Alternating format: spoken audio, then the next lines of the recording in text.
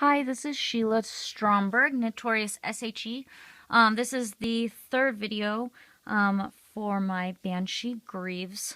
This is a quick tutorial. I'm going to show you on this one how to work the combination bind off, which you're going to use at the bottom of the ribbing, and then also you're going to use it on the little corset band on the back. So I just finished completing the bottom ribbing, so it measures 1.5 inches, as you can see. And so okay, I'll show you the combination bind off really quick.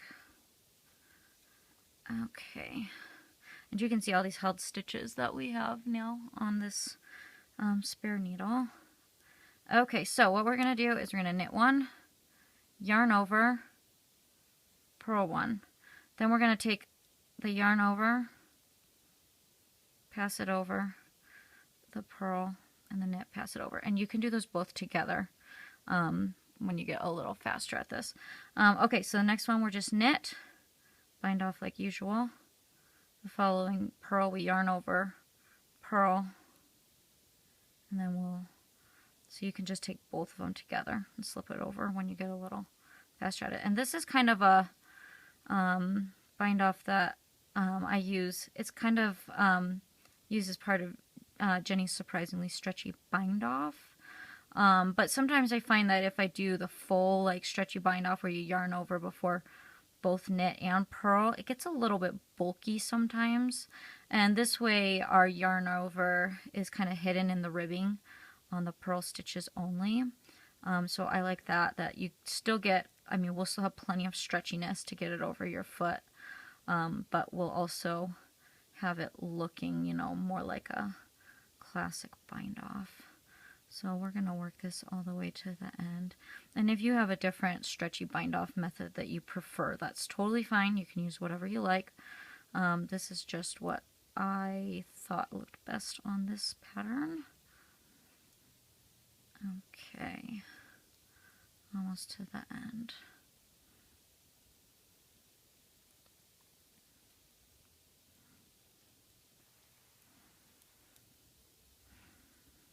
Okay, we're gonna slip our second half over to the working needle,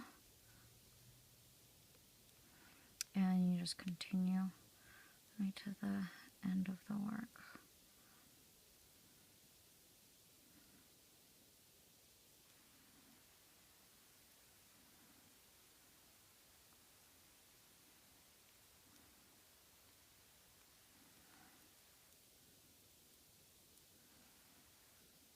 So you can see you kind of get into the rhythm of it, and it gets going pretty quickly. I really like this bind off. Whoops.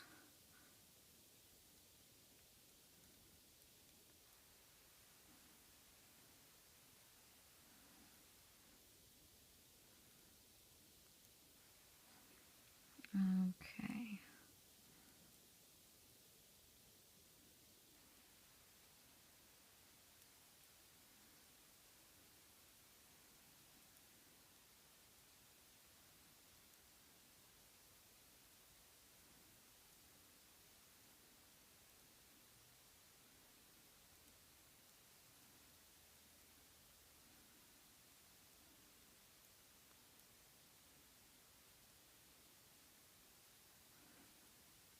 Alright.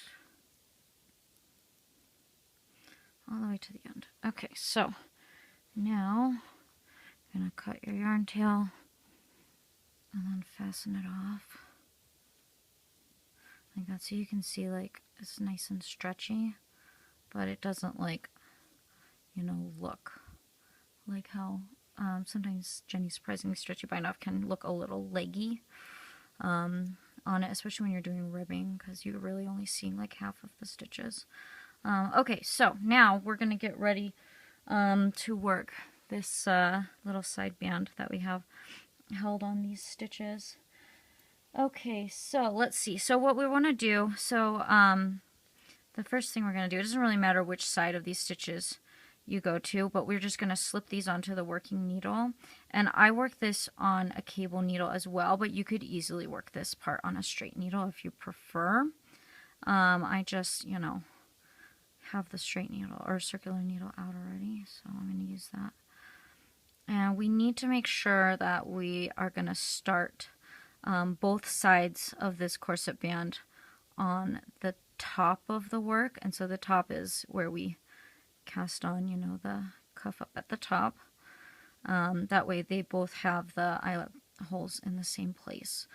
Okay, so you'll want to count your stitches also, by the way, I should mention.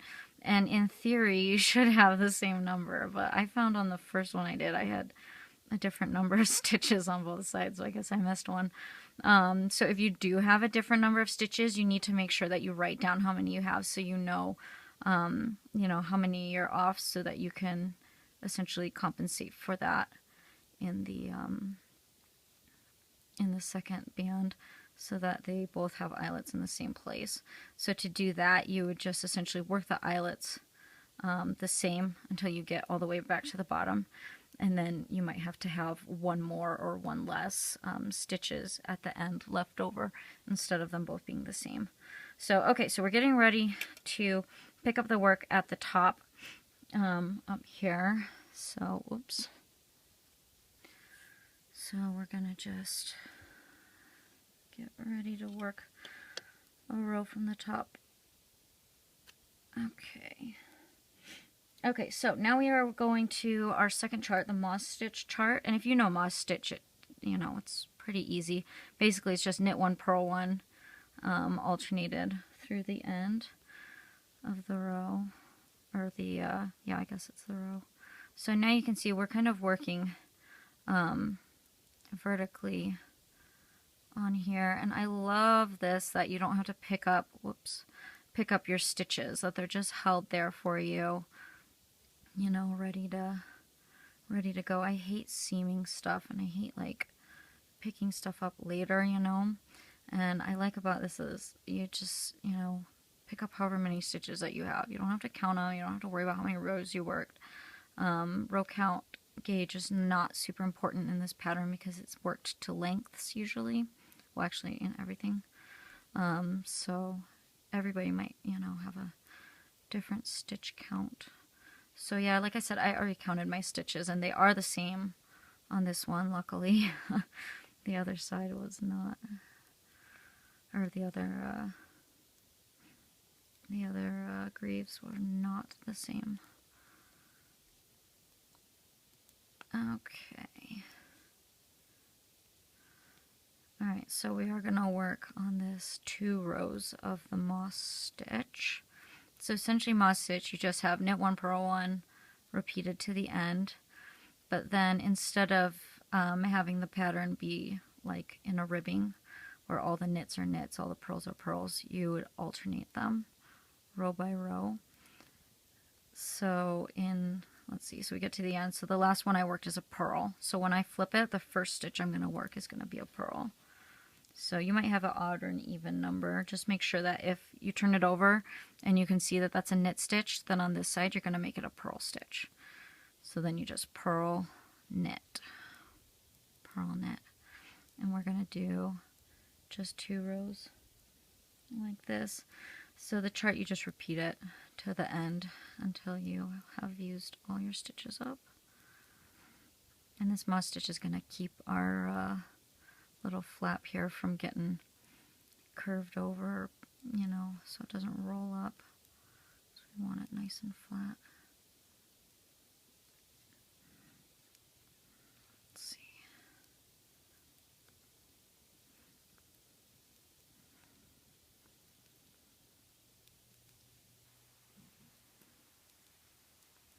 Sorry, this is like the longest video of all time. You can fast forward this part.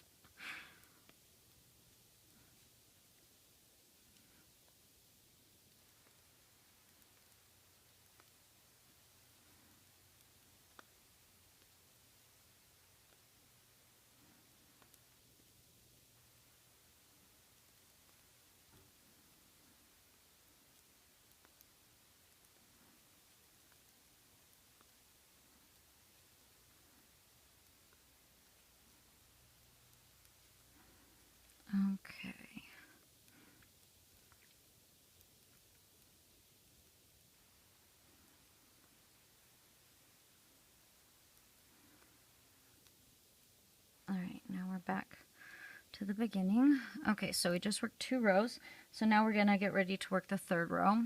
So you're gonna knit 1, purl 1, and now you're gonna yarn over 2. And then you're going to continue with moss stitch, 3 stitches. 1, 2, 3, yarn over, purl, knit, purl. And from there on you should repeat where you just yarn over 2, knit, purl, knit, yarn over 2, purl, knit, purl, and that's just repeated to the end.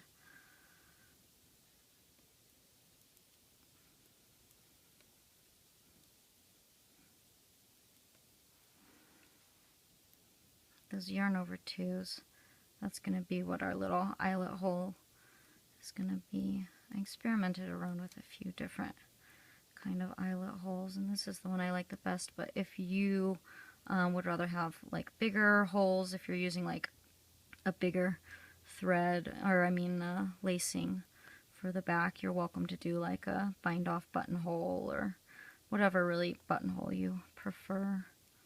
This one I found just, it didn't leave a huge gaping hole in the fabric. It just made enough for me to lace my leather through and not look like a buttonhole, essentially, you know. I wanted it to look more subtle than that.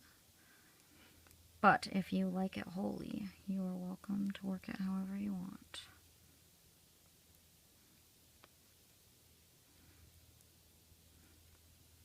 So you're just going to repeat this all the way across the work until you get, till there's 4 stitches or less left. So you can see I have 3 stitches left. Just as soon as you get to where there's like less than 4 stitches, you won't have enough to make another repeat. So we'll just yarn over, and then we're going to just work it in moss stitch till the end. So this is where if you have a different stitch count on both, you can kind of compensate for it. Just make sure you have the same amount of yarn over 2 sections on both sides, so it can help to count them if you know you have a different stitch count, so you know how many to put in the other one. Okay, so we're going to work back into moss stitch until you get to the yarn over 2, and then you're going to just drop both of those off. Okay, and that'll make these stitches kind of stretch. So you can see it just kind of makes one stitch that's really like long, and that's what we're going to use for our for our eyelet, like that. Okay, so you just repeat this across the work, and then you're going to work 2 more rows in moss stitch, and then you're going to use the same combination bind off that I just showed you, but this time obviously it's going to be in moss stitch. So it's the same that you work, you know, yarn over, purl, and then pass them both over the knit. So you knit 1, yarn over, purl, and then pull both of those loops over. So it's just the same as we did before for the ribbing. Yeah, so then you repeat the exact same thing on the second greaves, and it will be worked again from the top down. That way the eyelets are both in the same place on both sides. Otherwise they'll kind of not match up perfectly, and obviously we want them to be perfect. So okay, I suppose you don't need to watch me do the rest of this.